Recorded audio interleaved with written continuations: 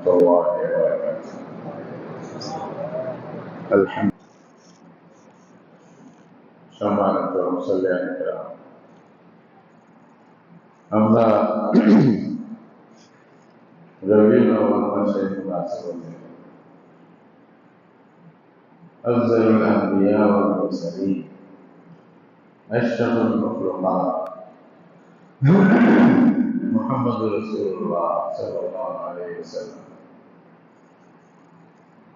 ওনার জীবনী, ওনার সিরাত, ওনার আখলাক, ওনার তালিম, ওনার শিক্ষা ইত্যাদি বিষয় নিয়ে কিছু কথা শুনতেছিলাম।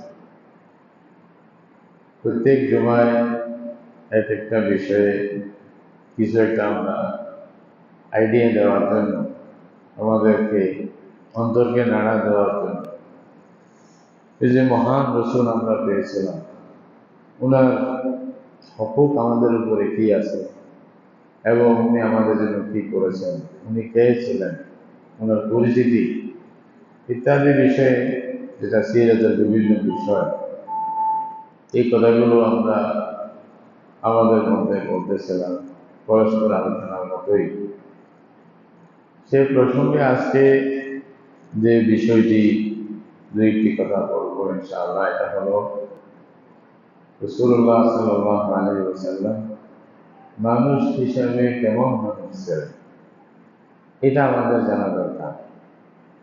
এমনি ওনার মধ্যে অনেকগুলো হাইসিয়ত আছে, অনেকগুলো দিক আছে, আল্লাহ তাআলা সব দিকগুলো পরিপূর্ণভাবে দান করেছিলেন। নবী হিসাবে নবী রসুলের একটা দিক আছে যে আল্লাহর পক্ষ থেকে ওহী আসবেন, এই ওহীটা বান্দাদের কাছে পৌঁছাই দিবেন এবং ওহীকে বাস্তবায়ন করবেন নিজের সাথীদের মধ্যে, নিজের জীবনের মধ্যে। এটা একটা দিক আছে। আমরা যদি এই দিকটা দেখি তাহলে দেখব উনি ওই লেনের সবাই সর্বশ্রেষ্ঠ, কেউ ওনার আগে যেতে পারে না। এমনকি ওনার আগে যত নবী এসেছেন, যত রসুল এসেছেন, উনি কয়েক অল্প সময়ের মধ্যে আল্লাহ তাআলার এই দায়িত্ব, আল্লাহর পক্ষ থেকে ওনার উপরে যে দায়িত্ব দেওয়া হয়েছে, সেই দায়িত্বটি এভাবে আদায় করেছেন যে সময়ের উপরে চলে গেছে। আল্লাহ তাআলার জন্য ওনাকে ওই লাইনের যত লোক ছিলেন, নবী রসুল, সবার সর্দার বানায় দিয়েছে, ইমাম বানায় দিয়েছে, ইমামুল আম্বিয়া ওয়াল মুরসালিন। যখন রাসূলুল্লাহ সাল্লাল্লাহু আলাইহি ওয়াসাল্লামের জীবনে একটা দাওয়াতি জীবন, একটা পরিবর্তন আসতেছিল। রাসূলুল্লাহ দাওয়াতি জীবনটা তো দুই ভাগ, একবার মক্কি জীবন, একটি মাদানী জীবন। মক্কি জীবনের শেষের দিকে যখন মদিনায় হিজরত করবেন, যে দাওয়াতের জন্য এখন ইসলামী বিধানাবলী যেগুলো আছে, এগুলা বাস্তবে মানুষের মধ্যে প্রতিষ্ঠা করার জন্য সবচেয়ে ভালো একটা ক্ষেত্রের তালাশ ছিলেন। আল্লাহর পক্ষ থেকে সেই ক্ষেত্রটা নির্ধারণ করা হলো।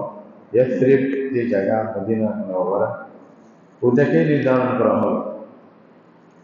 পরে রাসূলুল্লাহ সাল্লাল্লাহু আলাইহি ওয়াসাল্লাম সাহাবায়ে কেরামকে এটা দিল। প্রথম তো হাবেশার মধ্যে কোনো জায়গা পাওয়া যায় নাকি, ওটা চেষ্টা করছেন সাহাবায়ে কেরামের কয়েকটা গ্রুপ, ওইদিকে হিজরত করেছিলেন হাবেশার দিকে। পরে বোঝা গেল যে এই জায়গায় মুনাসিব না। পরে রাসূলুল্লাহ সাল্লাল্লাহু আলাইহি ওয়াসাল্লাম নিজে তায়েফে গিয়া চেষ্টা করলেন কোনো তায়েফে কোনো জায়গা মুনাসিব দাওয়াতের জন্য পাওয়া যায় কিনা, এখানে কেন্দ্র করে এখান থেকে দাওয়াত পরিচালনা করলাম। কিন্তু ওইখানেও রাসূলুল্লাহ সাল্লাল্লাহু আলাইহি ওয়াসাল্লাম সেরকম জায়গা পাইলেন না, তায়েফবাসী কবুল করলেন না, তা বরং উল্টা করলেন। এরপরে রাসূলুল্লাহ সাল্লাল্লাহু আলাইহি ওয়াসাল্লামকে আল্লাহর পক্ষ থেকে বলে দেওয়া হলো, ওনাকে স্বপ্নে দেখানো হলো, এরকম একটা খেজুর গাছ বিশিষ্ট বিভিন্ন এই যে ছোট ছোট পাথরওয়ালা ময়দানের মধ্যবর্তী জায়গা, পাহাড়ের মধ্যবর্তী জায়গা, ওইটাই আপনার আসল কেন্দ্র হবে, ওইখানে যেতে হবে। ওইটা ছিল ইয়াসরিব, তখন ইয়াসরিব বলা হতো মদিনা মুনাওয়ারাকে। ওইখানে রাসূলুল্লাহ সাল্লাল্লাহু আলাইহি ওয়াসাল্লাম জায়গা করলেন। তো যখন মক্কা ছেড়ে মদিনায় আসবেন, একটা চেঞ্জ আসবে দাওয়াতি জীবনের মধ্যে, তখন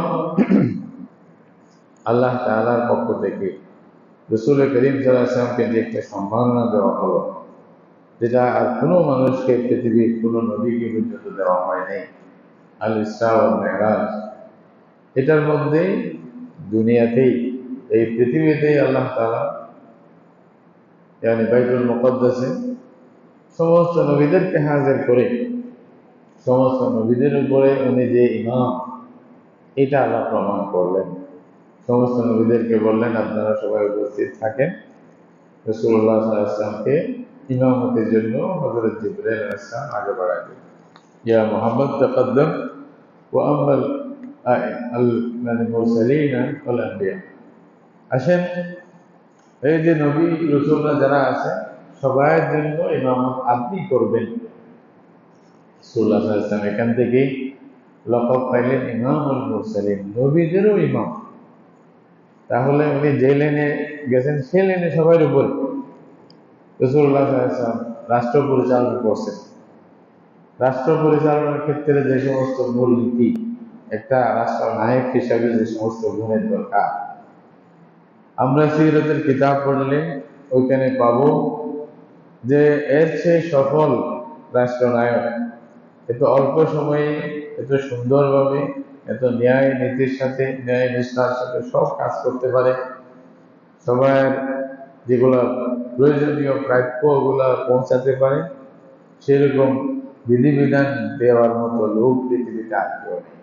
যার কারণে ইংরেজদের যারা আসলে রাসূলুল্লাহ সাল্লাল্লাহু আলাইহি ওয়াসাল্লামের একজন শত্রু ছিল, ইউরোপ আমেরিকার বড় বড় দার্শনিক গিবেনের মতো, গেস্টলিভানের মতো, গেটে, আরো এরকম বড় বড় যারা, ওনারা নিজেই স্বীকার করছেন যে এত অল্প সময়ে এত সুন্দর রাষ্ট্র পরিচালনার যে বিধিবিধান পৃথিবীতে আর কেউ দিতে পারছে বলে আমাদের জানা। মুহাম্মদ সাল্লাল্লাহু আলাইহি ওয়াসাল্লাম যা করতে পারছে, তাহলে ওই লেনে গেলেও উনি সবার উপরে। এমনকি মাইকেল হার্টের কথা তো আপনারা সবাই জানেন, সে নিজে খ্রিস্টান। সে একটা বই লিখছে দি 100 জন পৃথিবীর ইতিহাসের মধ্যে শ্রেষ্ঠ মানুষ, শ্রেষ্ঠ সব দিকে ওদের ইতিহাস লিখছে। ওইখানে উনি প্রথম নম্বর, ওর বিচারে, একজন খ্রিস্টান হয়েও যেহেতু ন্যায় বিচার করছে, ওর বিচারে প্রথম নম্বর হয়েছে মুহাম্মদ রাসূলুল্লাহ সাল্লাল্লাহু আলাইহি ওয়াসাল্লাম। ঈসা আলাইহিস সালামের নাম দুটি তার মধ্যে চলে আসে ফুল বিচার করতে গিয়ে। তাহলে পক্ষপাতিত্ব করে নেই, সে বলছে কেন ওনাকে প্রথম করা হলো। তো রাসূলুল্লাহ সাল্লাল্লাহু আলাইহি ওয়াসাল্লামের জীবনে যতগুলি দিক আছে, আপনি যদি বলেন একজন এই যে দাম্পত্য জীবন পরিচালনার ক্ষেত্রে এটা একটা বিরাট জগৎ, এটা যদি ধরা যায় তাহলে সবচেয়ে বেশি ভালো নমুনা দাম্পত্য জীবনের, স্ত্রীর সাথে সম্পর্ক, নিজের ঘরের মধ্যে সময় কিভাবে কাটাতেন, বাচ্চাদের সাথে কিরকম ছিলেন, এবং ছেলে মেয়ে নাতি পুতি এগুলোর সাথে কিরকম ছিলেন, এই পারিবারিক বিষয় রাসূলুল্লাহ সাল্লাল্লাহু আলাইহি ওয়াসাল্লামের চেয়ে ভালো কোনো নমুনা পৃথিবীতে পাওয়া যায়। সারা পৃথিবীর মধ্যে সবচেয়ে শ্রেষ্ঠ প্রথম নম্বর মুহাম্মদ রাসূলুল্লাহ সাল্লাল্লাহু আলাইহি ওয়াসাল্লাম। আপনি যদি এই যে যুদ্ধ ইত্যাদি পরিচালনার এটা ক্ষেত্র নেই, সেনা নায়কের কাজ, দায়িত্ব আদায় করা, সৈনিকের কাজ আদায় করা, ওদেরকে পরামর্শ দেওয়া, শত্রু পক্ষের সাথে কিরকম ব্যবহার করবে, এই বিষয়টা যদি নেন তাহলে ওখানেও দেখবেন নম্বর 1, সারা পৃথিবীর ইতিহাসে নম্বর 1 আসবে মুহাম্মদ রাসূলুল্লাহ সাল্লাল্লাহু আলাইহি ওয়াসাল্লাম। সব দিক থেকে খেয়াল করলে এগুলোই দেখা যাবে, অন্য বাকিগুলো তো আছে। ইবাদাতের বিষয় নেন, যারা পৃথিবীর মধ্যে অনেক সাধক দেখা যাবে জীবন দিয়ে দিছে। খ্রিস্টানদের মধ্যে তো এমন ছিল বিকৃত আর কি চিন্তা ভাবনা, তো ওনারা মনে করতো মানে দুনিয়া সব থেকে আলাদা হয়ে খালি ইবাদতের জন্য সাধুগিরি, মানে নিজে বসে থাকা। অনেকেই বসে আছে মাথার চুল একেবারে পা পর্যন্ত হয়ে গেছে, চুল ধরে নেই, জীবনে গোসল করে নেই, হারাম মনে করতো। এটাকেই একটা মানে সাধনা মনে করছে ইত্যাদি, নিজেকে যত কষ্ট দিতে পারে, এরকম অনেক মেসাল পাইবেন। কিন্তু আল্লাহর ইবাদতের ক্ষেত্রে যেখানে আপনি দেখবেন বাস্তবে সব দিক খেয়াল করে আল্লাহর ইবাদত করা, ওইটাতে গেলেও আপনি রাসূলুল্লাহ সাল্লাল্লাহু আলাইহি ওয়াসাল্লামের চেয়ে বড় ইবাদতকারী কাউকে পাইবেন। মদিনার মসজিদে মক্কায় যিনি রাতকে রাত নামাজ পড়তেছে, রাতকে রাত। হযরত আয়েশা রাদিয়াল্লাহু তাআলা আনহা বলতেছেন, কেউ যদি রাসূলুল্লাহ সাল্লাল্লাহু আলাইহি ওয়াসাল্লামকে রাতের মধ্যে ঘুমানো অবস্থায় দেখতে চায় তাও পাবেন, নামাজ অবস্থায় দেখতে চাইলে তাও পাবেন। রাসূলুল্লাহ সাল্লাল্লাহু আলাইহি ওয়াসাল্লাম কখনো শুরুতে, কখনো মধ্যখানে, কখনো শেষে আল্লাহর ইবাদত করতেই থাকতেন, ইবাদত করতেই থাকতেন। তাহলে ইবাদতের মধ্যেই রাসূলুল্লাহ সাল্লাল্লাহু আলাইহি ওয়াসাল্লামের বেশি কেউ কাউকে পাওয়াই যাবে না। আপনি পুরো দেখে নেবেন, শুধু ঘুমানোর সময় রাত্রিকালীন যখন ঘুমাইতে যেতেন তখনকার আমলগুলো যদি আমি একটা একটা করে লিখি, যতটুকু ক্ষুদ্র জ্ঞানে জানি, এটা একটা কিতাব হয়ে যাবে, বড় একটা কিতাব হয়ে যাবে। আল্লাহ রসুল ঘুমানোর সময় কি জিকির করতেন, অন্যগুলো বাদ দেন, জিকির গুলা কি করতেন, সুবহানাল্লাহ। কোরআনের কতগুলি আয়াত করতেন, ওই সূরা পড়তেন, এগুলা যদি আমরা বলি অবাক লাগবে, এটা কি, এটা কেমন কেমন ছিল। তখন মনে মনে কি মানুষ ছিলেন, মানুষের পক্ষে থেকে সম্ভব না। তো আসলে কি উনি সর্বশ্রেষ্ঠ মানুষ এবং মুজিজাওয়ালা মানুষ, অতুলনীয় মানুষ, যেটার কোনো কি নেই, তুলনা নেই। মানে আল্লাহ রসুল বলছেন, ইন্নামা আনা বাশারুন আইয়ুকুম মিসলি, আল্লাহ আমাকে মানুষের মধ্যে তোমাদের মধ্যে সৃষ্টি করেছেন, কিন্তু তোমাদের মধ্যে আমার মতো কে আছে? আসলে নেই, আসলে নেই, আমার কোনো তুলনা নেই। সেরকম তাহাজ্জুদের মধ্যে দাঁড়িয়ে পা ফুলে যাচ্ছে, সেরকম আর কাকে পাইবেন? তো সব দিক থেকে রাসূলুল্লাহ সাল্লাল্লাহু আলাইহি ওয়াসাল্লামের মধ্যে কামালিয়ত, অনুসরণীয় ব্যক্তি হিসাবে, মডেল হিসাবে আল্লাহ তাআলা যাকে পাঠিয়েছিলেন, উনি সব দিক থেকে সেরকম বড়। সব দিক থেকে ব্যবসার ক্ষেত্রে গেলে আপনি এখানে ওনাকে সবচেয়ে বেশি ভালো পাবেন। এইসব তো বড় বড় দিক আছে, এখানে একটা দিক এটাও আছে যেটা আমরা হয়তো খেয়াল করি না। আমরা যেরকম মানুষের মধ্যে আমরা চলাফেরা করি, রাসূলুল্লাহ সাল্লাল্লাহু আলাইহি ওয়াসাল্লাম নবী তো আসেনই, রসুল তো আসেনই, উনি রাষ্ট্রনায়কও আছেন, সব তো আছেন, কিন্তু এমনি সাধারণ মানুষের সাথে কিরকম ব্যবহার করতেন, এইটা দেখলে এটাও বিরাট বিরাট কিতাব তৈরি করতে হবে। আল্লাহ রসুলের কিরকম আখলাক ছিল, কিরকম চলা চরিত্র ছিল, সবার সাথে কিরকম করতেন, এগুলো এক একটা দেখলে অবাক হবেন। এই এর এর কেমন, কেমনি সম্ভব এটা। শুধু দেখেন না, যে সমস্ত মানুষেরা আমরা দুনিয়াতে চলাফেরা করি, আমাদের প্রভাব পড়ে, তো ওনার উপরেও পড়ছে স্বাভাবিক, কোনো দোষ ছাড়া, কারো কোনো ক্ষতি করা ছাড়া।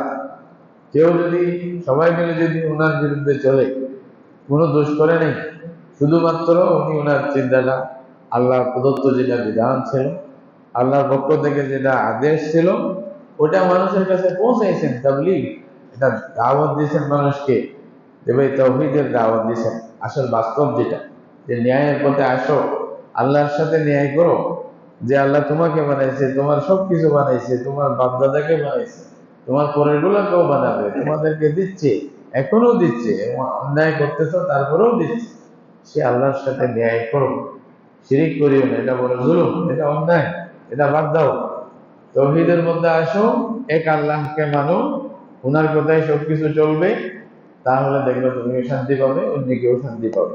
এই দাওয়াতটা দিতেন আর কি। শুধু এতটুকু দোষ, আর কোনো দোষ নেই। এই জন্য রসুল করিম সাল্লাল্লাহু আলাইহি ওয়াসাল্লামকে ওনারা যেভাবেই পারতেন কষ্ট দিতে থাকতেন। ব্যক্তিগতভাবে আল্লাহ রসুলকে কষ্ট দিয়েছেন, রাস্তার মধ্যে এরকম ময়লা আর এরকম কাঁটা রেখে দিতেন, নওয়াজুবিল্লাহ। রসুল্লাহ মাঝে মধ্যে বের হয়ে দেখতেন যে ঘর থেকে বের হয়ে এই সমস্ত এরা এই সমস্ত শয়তানি করছে, তখন বলতেন আই জুয়ালিন হাজা, এটা কিরকম, প্রতিবেশীর এরকমই আচরণ হয়, এতটুকু বলতেন খালি, আর কিছু। তাদের জন্য দোয়াও করতেন না, বরং তাদের জন্য আরো দোয়াও করতেন। আবার সব সময় যে সমস্ত মানুষের সাথে রাসূলুল্লাহ সাল্লাল্লাহু আলাইহি ওয়াসাল্লামের দেখাশোনা হতো, ওই রকম কোনো মানুষকে হঠাৎ না দেখলে, তার খবর না পেলে খবর নিতেন, কি হলো ওনার, ওনাকে দেখতেছি না কেন, কোনো অসুবিধা হয়েছে নাকি। কারো কোনো অসুবিধা হলে রাসূলুল্লাহ নিজে গিয়া তার মানে সহযোগিতা করতে যেতেন। হযরত খাদিজা রাদিয়াল্লাহু তাআলা আনহা এটা বলছেন, আপনার সাথে খারাপ আচরণ হতে পারে না, আল্লাহর পক্ষ থেকে আপনার উপরে কোনো আযাব গজব আসতে পারে না, কারণ আপনার যে আখলাক গুলো আছে, চরিত্র গুলো আছে, এগুলো সব তো মানুষের ফায়দার জন্য। বুখারী শরীফে লম্বা করে বর্ণনা আছে, ইন্নাকা তুঈনু আলা নওয়াইবিল হক ওয়া তাকসিবুল মা'দুম ওয়া তাহমিলুল কাল। সমাজে যে কিছু করতে পারে না তার বোঝা আপনি বহন করেন, যে কামাই করতে পারে না তাকে আপনি পয়সা দিয়ে আসেন, আর কোনো মুসিবতের সময় আপনি মানুষকে সহযোগিতা করেন, সাহায্য করেন, মেহমানের মেহমানদারি করেন, মজলুমের পক্ষে গিয়া জালেম থেকে মজলুমের হক নিয়ে দেওয়ার জন্য চেষ্টা করেন, তা আপনার সাথে খারাপ ব্যবহার হবে না। এটা হযরত আয়েশা, হযরত খাদিজা রাদিয়াল্লাহু তাআলা আনহা সেরকম ভাবে দৃঢ়তার সাথে বলছেন। রাসূলুল্লাহ সাল্লাল্লাহু আলাইহি ওয়াসাল্লামের আখলাক ছিল এগুলাই। তাহলে রাসূল করিম সাল্লাল্লাহু আলাইহি ওয়াসাল্লাম সেভাবেই করতেন। সেই মানুষটাকে যখন দাওয়াত শুরু করলেন, তখন কুরাইশরা যেভাবেই পারে কষ্ট দিতে থাকলেন। ওনাকে যখন পারতেছেন না, ওনার সাথীদেরকে, ওনার কাছে যারা ঈমান আনবে ওনার হাতে, তাদের সবাইকে কষ্ট দেওয়া শুরু করলেন। মুসলমানদের জন্য অবস্থা খুব কাহিল হয়ে গেল। এমনকি শেষ পর্যন্ত ওনাকে জানে মেরে ফেলার জন্য শেষ পর্যন্ত প্ল্যান করলেন, নাউজুবিল্লাহ, হত্যা করে দেন। এমন অবস্থা হলো শেষ পর্যন্ত রাসূলুল্লাহ না চাইতে মক্কা শরীফ ত্যাগ করে চলে যেতে হলো। যখন চলে যাচ্ছিলেন তখন রাসূলুল্লাহ সাল্লাল্লাহু আলাইহি ওয়াসাল্লাম বলছিলেন, মক্কার দিকে নজর করে বলছিলেন, ওয়াল্লাহি ওয়াল্লাহি ইন্নাকা লা আহাব্বুল আরদি ইলাইয়া। এই মক্কা, মক্কার জমিন, পৃথিবীর মধ্যে সব জমিন থেকে তুমি আমার কাছে বেশি প্রিয়, তুমি আমার কাছে বেশি প্রিয়। যদি এই মানুষগুলো আমাকে বের করে না দিত, আমি তোমাকে ছেড়ে যাইতাম না। রাসূলুল্লাহ সাল্লাল্লাহু আলাইহি ওয়াসাল্লাম মক্কাকে খেতাব করে কথাগুলি বলছেন। তাহলে কতটুকু দুঃখ নিয়ে মক্কা থেকে বের হয়ে গেছে। সেরকম অবস্থা উনি যখন আবার দল বল সহ সবাইকে নিয়ে যখন আসিয়া মক্কাকে বিজয়ী বেশে মক্কায় প্রবেশ করলেন, আমরা যদি পাই কি করব বলেন? আমরা যদি একটু করে পাই কি করব? যারা যারা শত্রু করছে সবচেয়ে বেশি বলে কামাল যোগ্য না, ওদেরকে ধরো, ওদেরকে শাস্তি দাও, এগুলো জেলে ফেলো, মারি ফেলো, জ্বালাই দাও, এই তো। কিন্তু আমাদের নবী মুহাম্মদ রাসূলুল্লাহ সাল্লাল্লাহু আলাইহি ওয়াসাল্লাম, ওনার আখলাক কি ছিল! উনাকে যখন মক্কা শরীফে ঢুকছেন তখন রাসূলুল্লাহ সাল্লাল্লাহু আলাইহি ওয়াসাল্লাম বারবার বলছেন, হাদিসের মধ্যে আছে, মানে সফা পাহাড়ে উঠে দোয়া করতেছেন, সোজা বলতেছেন, মানে আল্লাহুম্মা আনজিজিল আহজাব, মানে আনজাজাল ওয়াদ, আনজাজা ওয়াদা ওয়া নাসরা আবদা ওয়া হাজামাল আহজাবা ওয়াহদা। বলছে যে আল্লাহ, তুমি ওয়াদা পূরণ করছো, তুমি তোমার বান্দাকে তুমি সাহায্য করেছো। আল্লাহ তুমি একাই, তুমি একাই, এই কথাটা বারবার বল, তুমি একাই সব গ্রুপকে আল্লাহ তুমি পরাজিত করে দিছো, এটা আমাদের কিছু নাই। রাসূলুল্লাহ এই পুরাটা আল্লাহ দিকে রুজু করে দিয়েছে যে যা হয়েছে কে কে করছে? আল্লাহ করছে। তা আল্লাহ বলছেন যে তোমাদের কাজ হলো খালি মেহনত করো, সামনে আসো, বাকিটা আমি করো। রাসূলুল্লাহ সাল্লাল্লাহু আলাইহি ওয়াসাল্লামকে বলছেন, আপনি হাত দিয়ে মারেন, পৌঁছানোর কাজ আমার। এই জন্য বলছে, ওমা রামাইতা ইজ রামাইতা ওয়ালাকিন্নাল্লাহ রামা। আপনি যখন মাটি দিয়া এভাবে মারতেছিলেন, তাদের চোখে পৌঁছানোর কাজটা এটা আমি করছি। কেমনি করাইতে হয়েছে? বলছে আপনি মারেন নাই, আল্লাহই মারছে। আল্লাহু আকবার। হাত চাপদার ছিল কিন্তু মারছে কে?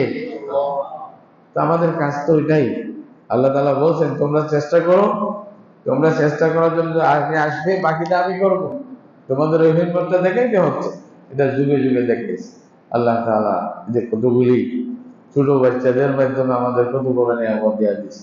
এটা কেউ কল্পনাও করে না এরকম হবে, যে এটা আগেও কল্পনা ছিল না এরকম কি হবে। ভয় পাচ্ছিল কি না হয়ে যায়, বাচ্চাগুলোর কোনো ছেড়ে ধরে শেষ হয়ে যায় নাকি, কতগুলি আরো শহীদ হবে, সবাই চিন্তা করতেছে। কিন্তু কি হয়ে গেছে? আল্লাহ বলছে, তোমরা হিম্মত করে আসো, আমি তো করবো। রাসূল করিম সাল্লাল্লাহু আলাইহি ওয়াসাল্লাম ওইখানে ওই কথাটাই বুঝাইছেন, যা করে কে করে? আল্লাহ করে। এটাই মেসাল মানুষকে সবাইকে বুঝাইছেন। ফতে মক্কা, মক্কা বিজয় হয়েছে, এটার মানে আমাদের গর্বের কিছু নাই, আমাদের অহংকারের কিছু নাই, আমি নিজে ক্রেডিট নেওয়ার কিছু না। আজকে আফসোসের বিষয়, আমরা সবাই ক্রেডিট নেওয়ার জন্য ব্যস্ত।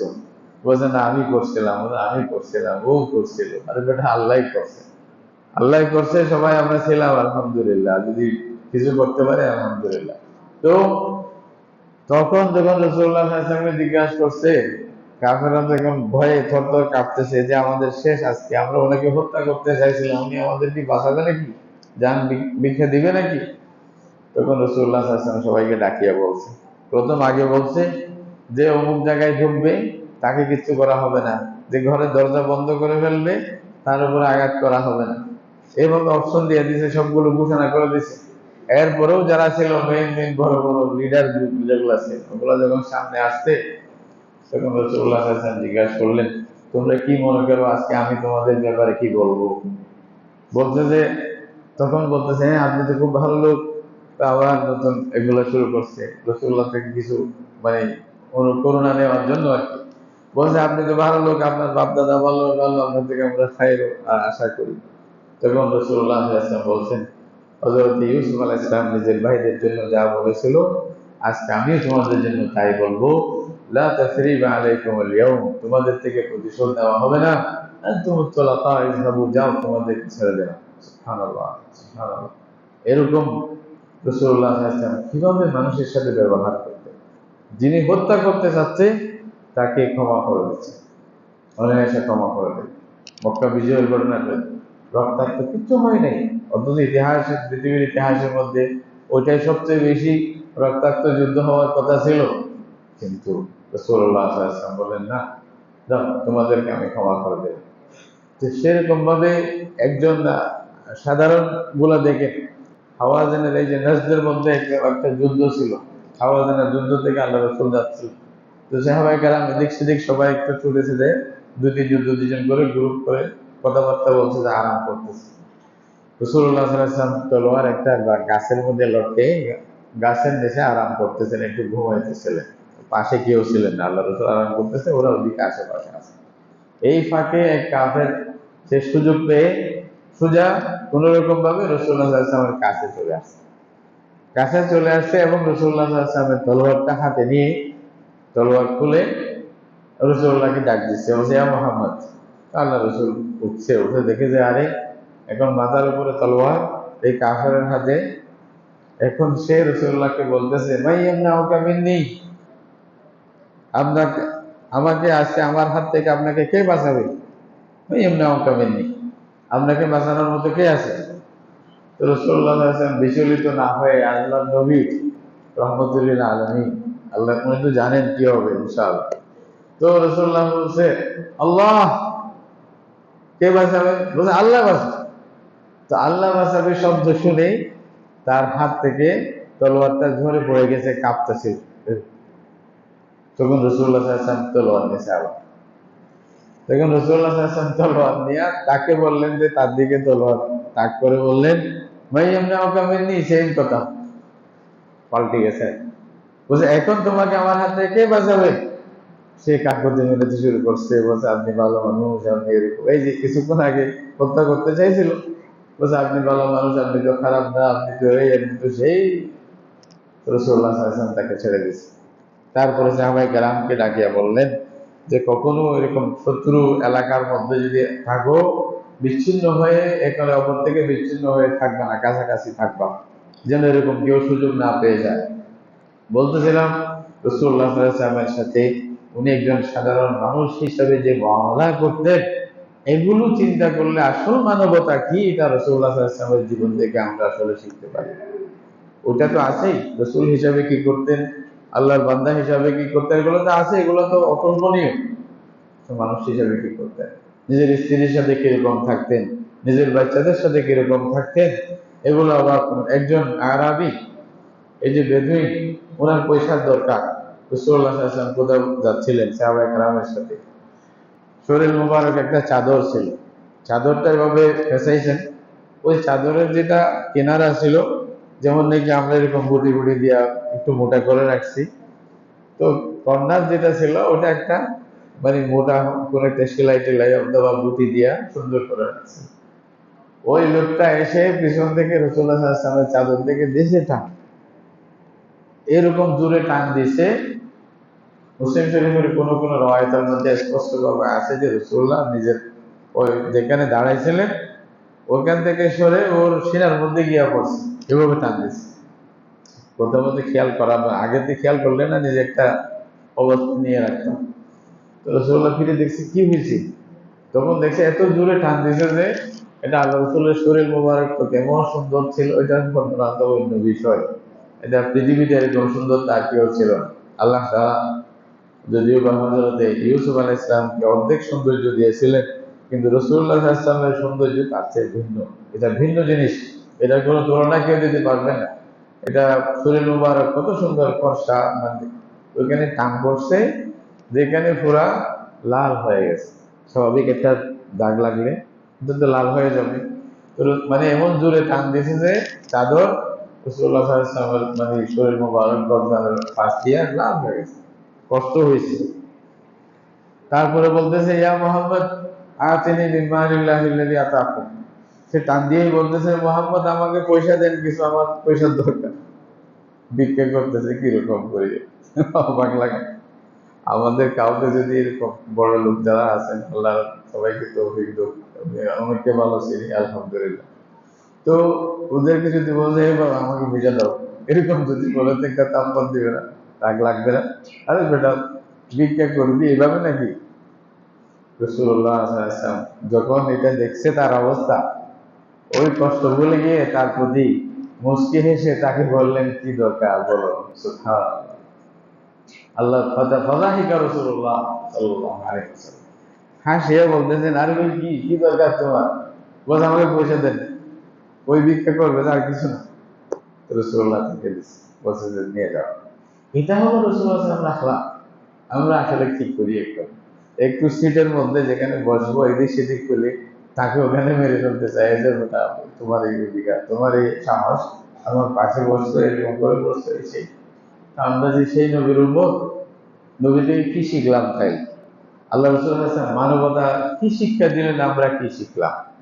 এই হলো আসলে যদি আর রসুলুল ইনসান হিসাবে ডক্টর তারেক সুহাইদান, মানে দুবাই আরব দেশে খুব প্রসিদ্ধ একজন মানুষ, ওনার একটা কিতাব আছে এই বিষয়ে, কিতাবের নামেই দিয়েছে এটা আর রসুলুল ইনসান, মানে মহামানব নবীর মানবতা।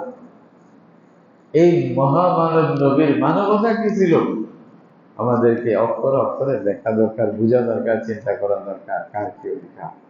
রাসূলুল্লাহ সাল্লাল্লাহু আলাইহি ওয়াসাল্লাম এই যে ছোট বাচ্চাদেরকে যখন আসতেন, ছোট বাচ্চাদেরকে সবাইকে প্রথমে নিজের সোয়ারের মধ্যে বসাইতেন, বাচ্চারা কেউ আগে কেউ পিছিয়ে রাসূলুল্লাহ সাল্লাল্লাহু আলাইহি ওয়াসাল্লাম বসে যেত।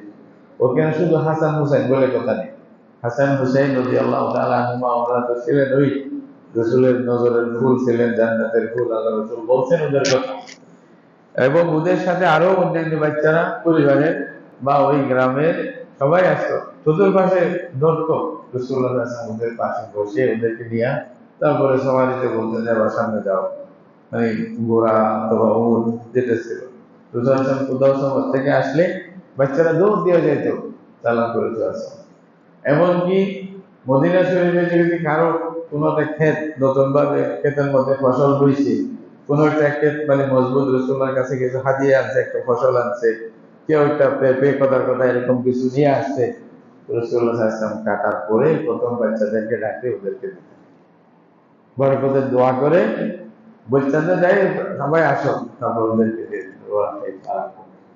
তাহলে এই যে মানবীয় ভাবে ব্যবহার আল্লাহ রসুলের যেটা ছিল, কেউ রসুল্লাহ সাল্লাল্লাহু আলাইহি ওয়াসাল্লামকে আগে সালাম করতে পারতেন না, রসুল্লাহ সাল্লাল্লাহু আলাইহি ওয়াসাল্লাম তাকে বেশি সালাম করতেন। কাউ থেকে যদি কর্জ নিতেন, স্বাভাবিক মানুষ আমরা অপর থেকে কর্জ নেই না, নেই তো। তো কর্জ নিলে কি করতেন, যা কর্জ নিয়েছেন যেই পরিমাণ, দেওয়ার সময় সেই পরিমাণের বেশি আল্লাহ রসুল সবসময় দিয়ে দান করতেন। যে কোনো 10 টাকা নিছে কর্জ, দেওয়ার সময় ওনাকে 15 টাকা দিয়ে দিত। রসুল্লাহ সুন্নাহ। এখানে আবার কেউ মনে করবে তাইলে সুদ হবে না, সুদ হবে যে কর্জের মধ্যে যদি বেশি দেওয়ার শর্ত থাকে, দুটোটা ফরক আছে, যে আমি কর্জ দিলাম ভাই 10 টাকা দিয়েছে আমাকে 15 টাকা দিতে হবে, এটা হলে সুদ। আর যদি আমি দেওয়ার সময় ওনারও মনে ছিল না যে পাবে, আমি এমনি দিলাম, এটা সুন্নাহ, এটা সুন্নাহ, এটা আমার থেকে, এটা উত্তম একটা মাধ্যম যেটা রাসূলুল্লাহ সাল্লাল্লাহু আলাইহি ওয়াসাল্লাম শিক্ষা দিয়েছে। রাসূলুল্লাহ সাল্লাল্লাহু আলাইহি ওয়াসাল্লাম নিজে আবার কর্জ নিতেন অনেক সময় মানুষ থেকে। ইন্তেকালের সময় যখন দুনিয়া থেকে চলে যাচ্ছেন, তখনও রাসূলুল্লাহ সাল্লাল্লাহু আলাইহি ওয়াসাল্লামের যেটা এই যে মানে যুদ্ধের জন্য যে যে একটা পোশাক রাসূলুল্লাহ পরিধান করতেন, ওইটা এক ইহুদির কাছে অল্প পয়সার মানে বিনিময়ে এক ইহুদির কাছে ওটাই বন্ধক ছিল। রাসূলুল্লাহ সাল্লাল্লাহু আলাইহি ওয়াসাল্লাম বন্ধক দিয়ে কিছু পয়সা নিয়েছিলেন। এক ইহুদি থেকে রাসূলুল্লাহ সাল্লাল্লাহু আলাইহি ওয়াসাল্লাম কর্জ ছিলেন। হযরত ওমর সহ আরো সবাই বসে আছে। তখন হঠাৎ করে উনি আসলেন, আসার পরে বললেন রাসূলুল্লাহ সাল্লাল্লাহু আলাইহি ওয়াসাল্লামকে, বলছে আপনি আমার কর্জ দিতেছেন না। তো উনি আসলে রাসূলুল্লাহ সাল্লাল্লাহু আলাইহি ওয়াসাল্লাম দেওয়ার সময় আসে নাই পুরা। আল্লাহ রাসূল কোনো ওয়াদা খেলাপি করতেন না কোনো সময়, যেটা ওয়াদা ওইটা ওয়াদা। ওইটার জন্য দরকার হলে 10 দিন বসে থাকতে হোক, ওখানে বসে থাকবে, ওয়াদা পূরণ করবে। এটা তো আল্লাহ তাআলা দিছে সিফত এগুলাই। এখন ইহুদি করছে কি আসলে উনি পরীক্ষা করার জন্য, উনি যে আসলে নবী, আগে অনেক পরীক্ষা করছে, কয়েকটা পরীক্ষা বাকি ছিল। তো সেই ইহুদিটা মানে তওরাতের মধ্যে পাইছে যে এই নবীকে যতই গালি দাও, যতই খারাপ ব্যবহার করো, উনি খারাপ ব্যবহারের জবাব খারাপ দিয়া দিবে না, ভালো দিয়া দিবে। এটা একটা গুণ। বলছে আমি এটা একটু পরীক্ষা করবো। সেই জন্য উনি সুযোগ পাইছে, গিয়া বলছে যে আপনি আমার টাকাটা দিচ্ছেন না, উল্টা পাল্টা একটু শক্ত কথা বলে গেছে। এখানে হযরত ওমর ইবনে খাত্তাব রাদিয়াল্লাহু তাআলা আনহু আর অন্যান্য সাহাবায়ে কেরাম আছে। হযরত ওমরের আশ্চর্য হয় না, অন্যরা তো বসে আছে, ওমর তো ওমর, নবীর জন্য জান পর্যন্ত যে হাজির যাদের। ওমর বললেন যে ইয়া রাসূলুল্লাহ, এত বেয়াদব, আপনি বলেন না আমি গর্দান উড়াই, একে হত্যা করে দিই। আসলেও ঠিক রসুলের সাথে যে বেয়াদবি করে, রসুলের প্রতি যে কটূক্তি করে, তার শাস্তি হলো, কারণ এরকম মানুষের প্রতি এরকম করার কোনো মানে যুক্তি হতে পারে না। এই জন্য এটা মুহাদ্দিসিনদের কাছে ফায়সালা ওইটা, রসুলের সাথে যে বেয়াদবি করবে, কটূক্তি করবে, উল্টাপাল্টা বলবে, ইস্তেহজা করবে, ইসলামী হুকুমতে তার সাথে হলো, কারণ কোনো কারণ দেখাইতে পারবে না। এটা শুধু শত্রুতা নবীর সাথে, দিনের সাথে, আল্লাহর সাথে। ওই মানুষ যাকে আল্লাহ সবকিছু দিয়েছে, এরকম বেয়াদবি করার অধিকার তার নেই। এই জন্য শাস্তি এটা, এটা ভিন্ন কথা। হযরত ওমর এর জন্য বলছেন ইয়া রাসূলুল্লাহ দানি আদরিব উনকাহ, তার আমি গর্দান মারি দেই, আপনি অনুমতি দেন। সেরকম ব্যবহার কেন করলো আপনার সাথে? এখনো টাইম তো আসে নাই, টাইম আইলে না দিতে।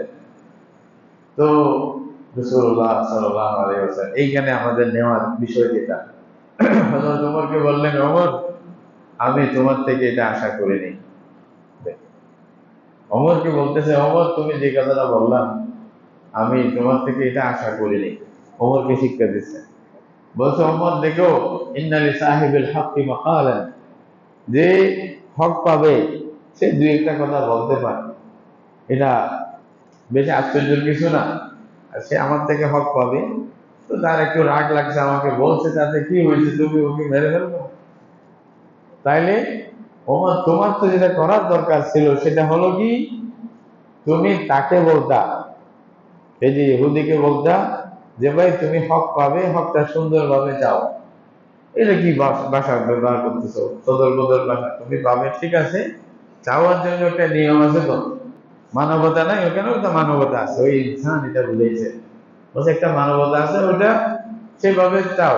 আর তুমি আমাকে বলতা তার হকটা যেন আমি সুন্দরভাবে দিয়ে দিই, এটা না তোমার থেকে আমি আশা করছি না। তাকে বলবা সুন্দরভাবে চাও, আমাকে বলবা আপনি সুন্দরভাবে দিয়ে দেন। ওকে মানে মেরে ফেললে কি হবে? এইটার পরে সে তওবা করে মুসলমান হয়ে গেছে। ওই লোকটা বলতেছে আমি আর আমার একটা পরীক্ষা বাকি ছিল, আপনি যে নবী, সত্য নবী, এটা জানার জন্য আজকে আমি এটা জেনে নিলাম যে আর কোনো সন্দেহ নেই, আপনি যে সত্য নবী, এটা আমি পুরো বুঝতে পারলাম। যেটা আমি একটা পরীক্ষা করতে চাইছিলাম, আর কিছু না। আল্লাহ তাআলা আমাকেও ক্ষমা করুক, আমাকে মাফ করবেন। তওবা করে মুসলমান হয়ে গেছে। এগুলাই ছিল মানবতার দিক আল্লাহ রাসূল সাল্লাল্লাহু আলাইহি ওয়াসাল্লামের জীবনের মধ্যে। এরকম এমনকি ইসলামের আগেও পর্যন্ত রাসূলুল্লাহ সাল্লাল্লাহু আলাইহি ওয়াসাল্লাম এগুলো করতেন, ইসলামের পরে তো করেনি। আগে যখন একটা হিলফুল ফুজুল নামে একটা প্যাক্ট ছিল, মক্কাবাসীর মধ্যে যারা ভালো লোক, এই ভালো লোকগুলা মিলে একটা চুক্তি করছে, একটা কমিটি করছে। ওই কমিটির মধ্যে রাসূলুল্লাহ সাল্লাল্লাহু আলাইহি ওয়াসাল্লামকে ওরা দাওয়াত দিয়েছে, বলছে আপনিও আসেন। কি কমিটির কাজ ছিল? মজলুমের পক্ষে, জালেমের বিপক্ষে। তাহলে জালেমের বিপক্ষে আল্লাহ রসুল সব সময়, জালেমের বিপক্ষে মজলুমের পক্ষে। মক্কার মধ্যে অনেক জালেমরা ছিল, যারা মানুষের পয়সা খেয়ে ফেলতো, হক খেয়ে ফেলতো, দিত না।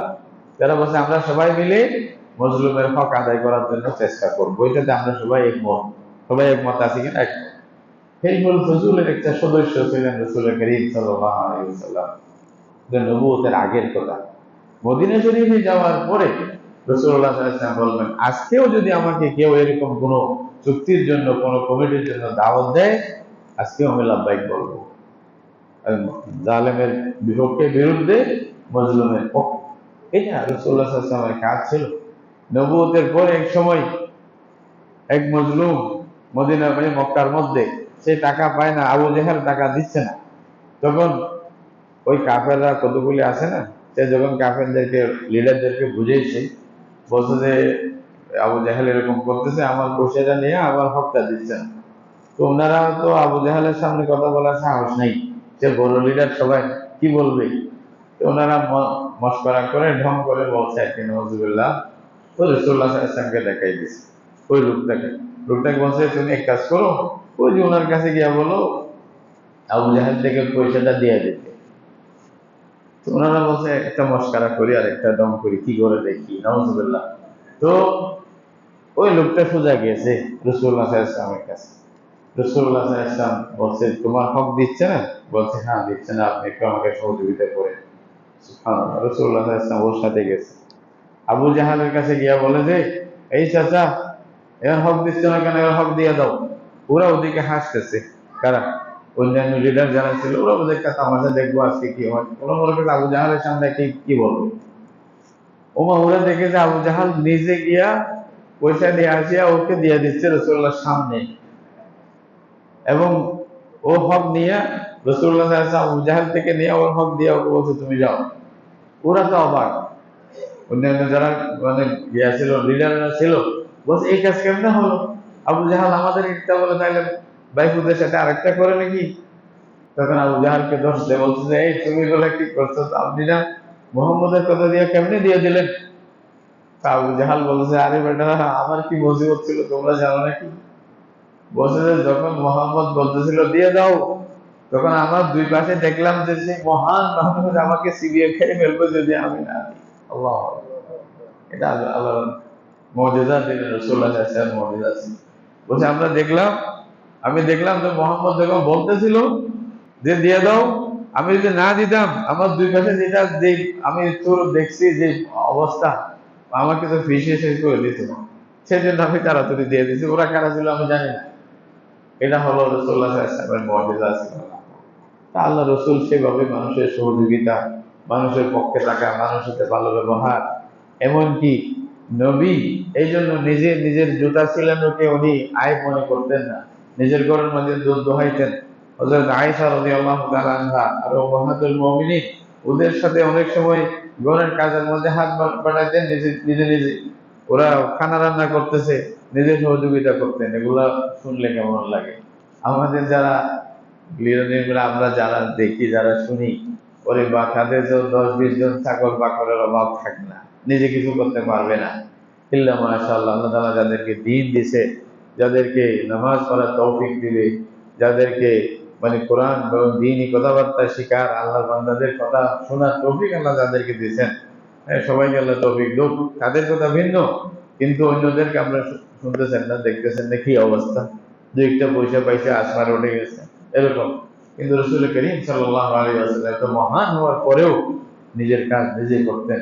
হযরত আয়েশা রাদিয়াল্লাহু তাআলা আনহা বলতেছেন, যখন জিজ্ঞাসা করছে আল্লাহ রাসূল কেমন ছিলেন, আপনাদের পরিবারের মধ্যে কেমন ছিল, হযরত আয়েশা বলছে রাসূলুল্লাহ সাল্লাল্লাহু আলাইহি ওয়াসাল্লাম নিজের কাপড় নিজে সেলাইতেন, দুধ দোহাইতেন, নিজের স্যান্ডেল মানে ছুটে গেলে, ছিঁড়ে গেলে ওটা আবার লাগাইতেন, নিজের কাজ নিজে করতেন ঘরের মধ্যে, স্ত্রীদের সাথে থাকতেন, মাঝে মধ্যে আমাদের রান্না বান্নার মধ্যে সহযোগিতা করতেন।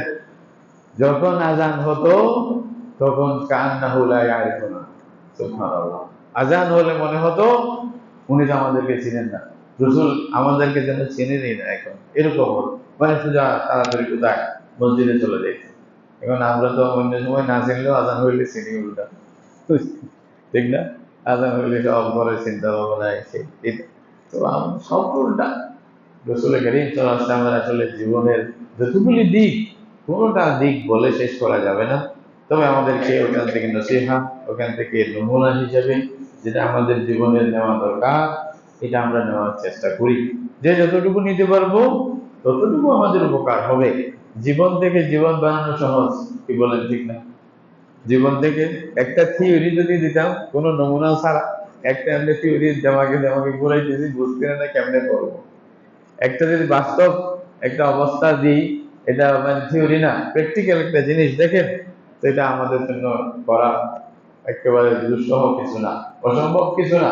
এটা এই জন্য আল্লাহ তাআলা বলেন, লাকাদ মান্নাল্লাহু আলাল মুমিনিনা ইয বা'আথা ফীহিম রাসূলাম মিন আনফুসিহিম। আল্লাহ তাআলার ইহসান যে আল্লাহ তোমাদের থেকে একজন নির্বাচন করে তোমাদের জন্য রাসূল বানাইছেন, যেন তোমরা অনুসরণ করতে পারো। এখন ওমা মান আন্নাস আইয়ুমিনু ইয জাআহুমুর রাসূল ইল্লা আন ক্বালু আবআসাল্লাহু বাশারার রাসূল। সূরা কাহফের পরে এর মধ্যে বনি ইসরাঈলের মধ্যে আয়াত আছে, মানে মানুষেরা জিজ্ঞাসা করতো, আল্লাহ একজন মানুষ পাঠাইলো রসুল হিসেবে বানানোর জন্য, পাঠানোর জন্য একজন মানুষকে কেন রসুল পাঠাইলো, আমরা মানবো না। তো আল্লাহ বলতেছেন, কুল লাউ কানা ফিল আরদি মালাইকা ইয়ামশুনা মুতমাইন্নিন লানাজ্জালনা আলাইহিম মালাকার রাসূলা। আল্লাহ বলছে, আপনি বলে দেন তো তাদেরকে, যদি জমিনের মধ্যে তোমরা সবাই ফেরেশতা হইতা, তোমরা আরামে চলতা, তাহলে আল্লাহ তোমাদের জন্য একটা ফেরেশতা পাঠাই। তো তোমরা তো মানুষ, তোমাদের জন্য ফেরেশতা পাঠাইলে তোমরা দেখবাও না জীবনে ছবি, দেখবা? ফেরেশতাকে আমরা দেখি? ফেরেশতাকে খানা খায়? ফেরেশতাকে বিয়ে করে? তো এই নমুনাগুলো পাবো কই? এই জন্য আল্লাহ বলছে, আল্লাহর ইহসান তোমাদের উপরে যে আল্লাহ তোমাদের থেকে নির্বাচন করছে, তোমাদেরকে পাঠাইছে, এটাকে অনুসরণ করলে আমি বলবো আমাকে মানছে। এতটুকু, আর কিচ্ছু না। রাসূলুল্লাহ সাল্লাল্লাহু আলাইহি ওয়াসাল্লাম নমুনা, সব দিক থেকে নমুনা, এবং কামেল নমুনা, পরিপূর্ণ নমুনা, যেটা বয়ান করে শেষ করা যাবে না। আল্লাহ তাআলা আমাদেরকে রাসূলুল্লাহ সাল্লাল্লাহু আলাইহি ওয়াসাল্লামের সিরা থেকে কিছু জানার তৌফিক দান করুন, এটা বাস্তবায়ন করার তৌফিক দান করুন। ওয়া আখিরু দাওয়ানা আলহামদুলিল্লাহ।